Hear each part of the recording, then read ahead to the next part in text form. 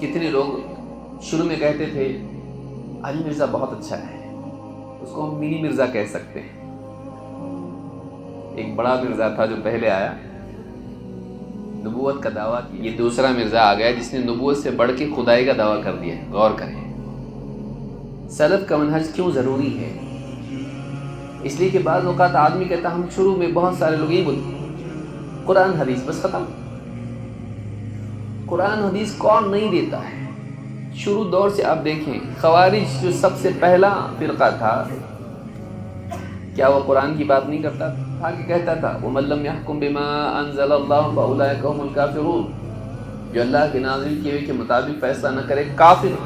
جتنے بھی اس طرح کے لوگ ہیں جو انٹرنیٹ پہ چھائے ہوئے ہیں، بعض اوقات ہوتا یہ ہے کہ بڑے بڑے علماء ہوتے ہیں، ان کا کوئی چینل نہیں ہوتا،